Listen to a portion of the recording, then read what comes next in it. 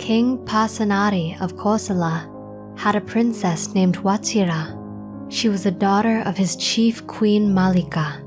She was very beautiful and had a radiance about her.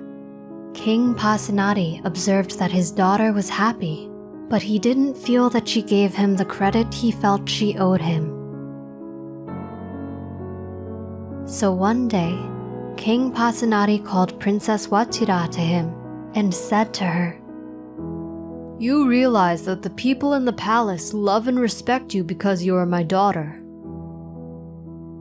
"No, father, you are mistaken.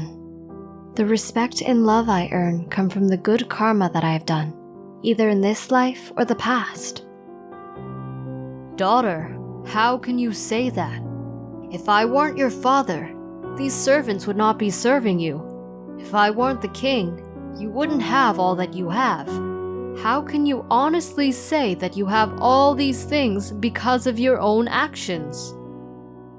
"Father, I'm not discounting what you say. Each of us receives the results of the karma we have done in the past. I'm merely reaping the benefits of the good karma I've made." "You stubborn and ungrateful girl! How can you not see that all you have is due to me? I am the king, and without me, you wouldn't have any of this. Let's see if you can earn the love and respect of others purely on your own." So the king ordered his soldiers to go into the city. They were to find the poorest, shabbiest beggar and bring him to the palace.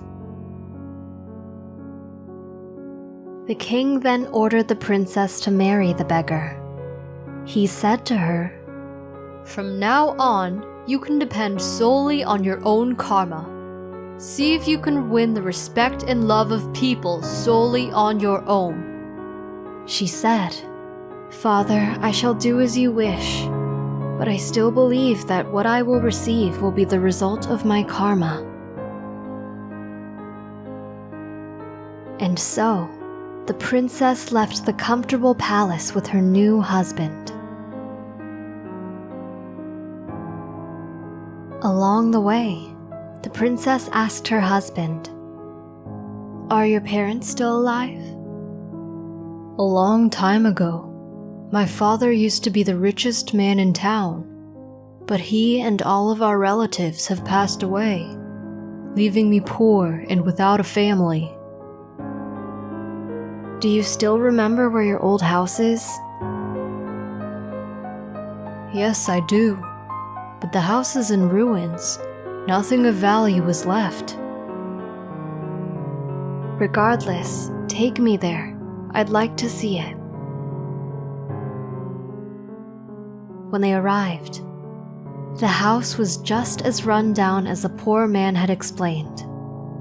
However, something astonishing happened. Everywhere they looked, the floor started to disintegrate. Underneath, they found room after room. Each room contained countless treasures that were hidden by the young man's parents.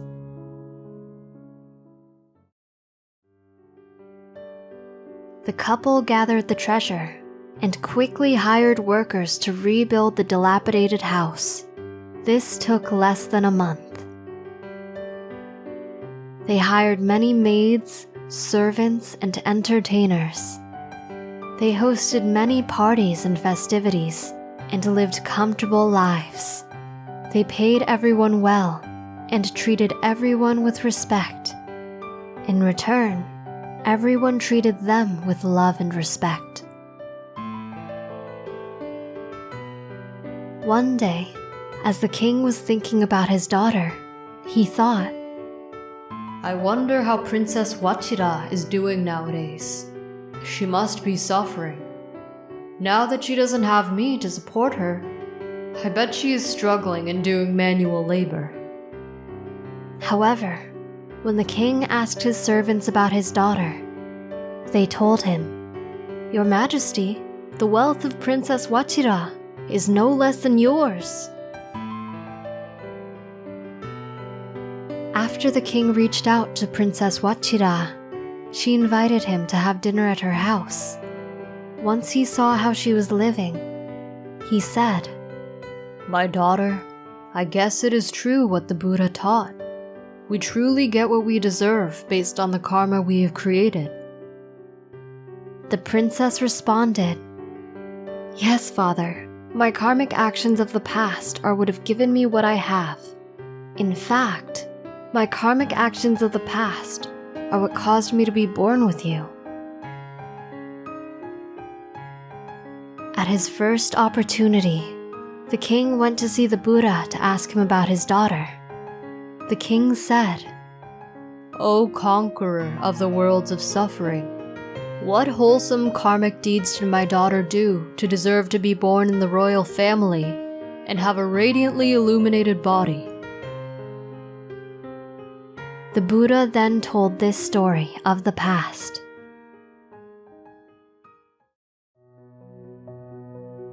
A long time ago, during the time of another Buddha, there was a king named Panto.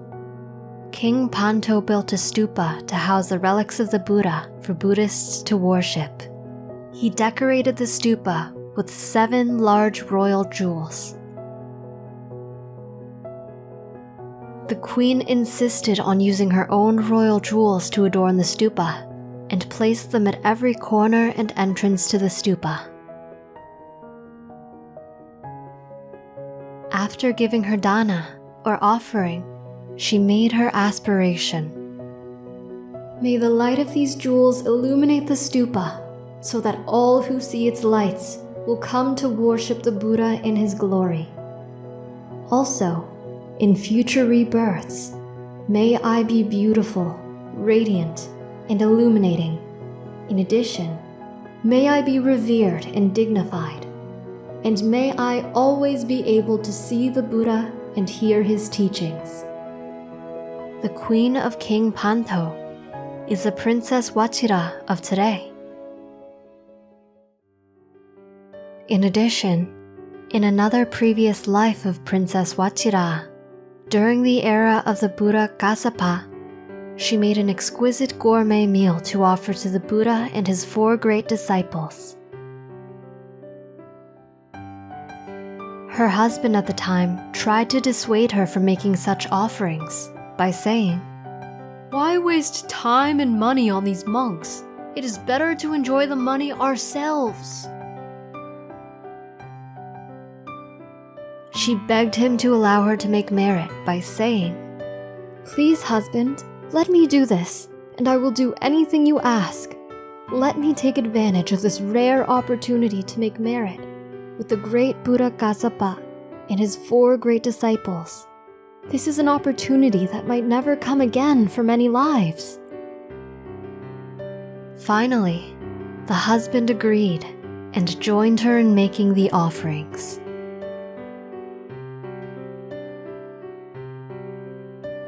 Owing to the karma he created by trying to prevent another from making good karma, the husband was reborn poor and destitute for many lifetimes. He eventually was reborn as the current husband of Princess Wachira. What did you learn from this story? We hope you enjoyed the video. Click like if you did, and click subscribe if you want to see our uploads.